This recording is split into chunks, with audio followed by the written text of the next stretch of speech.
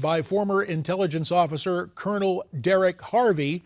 Colonel Harvey's also a former advisor to General David Petraeus, and he Skypes in this morning from Sarasota, as we try to sort out what's happening.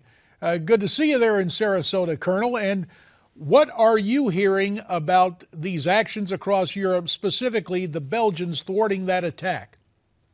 Well, this is just the beginning. It's the tip of the iceberg, because we really don't know, and neither do the authorities over there, how deep and how many sleeper cells there are in Belgium, France, Germany, and elsewhere across Europe. For that matter, in the United States. Now, we understand that this particular group had just returned from Syria and were planning an attack in just a matter of hours. Correct. And, you know, the connection between ISIS and this group is important, as the congressman mentioned. But there's been an intent and a capability to strike at the West, Europe, and the United States. One thing, JD, Belgium has not been a country that has been in the crosshairs of Islamists for a while.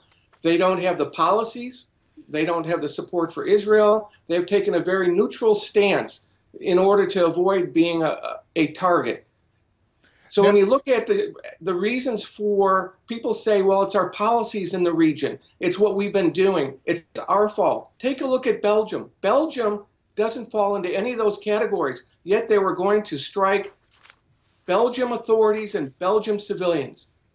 And it should make us realize it's not about our policies. And while that focus is on Belgium, a Western intelligence source said the Paris attacks of last week actually played a role in accelerating the timing of what was going on in Belgium, specifically the arrest of an arms dealer there suspected of supplying weapons to the terrorists who attacked that kosher market in Paris. So there is an interconnectivity at work between and among these cells, apparently, Colonel. Yes, and the arrests and the investigations may have caused some groups to start to either flee or to accelerate their plans for an attack. The challenge here for us is you've got so many dispersed elements, individual cells that are not connected to others. They're autonomous. They get some instructions, some guidance, and then they go and they settle in and they wait for an appropriate time. But they work with criminal gangs, organized crime, smugglers, black marketeers, and that underworld. And they're not all ideologically committed to Islamists. There are a lot of enablers there. And that gives them a lot of capability to settle in and resource themselves in these communities.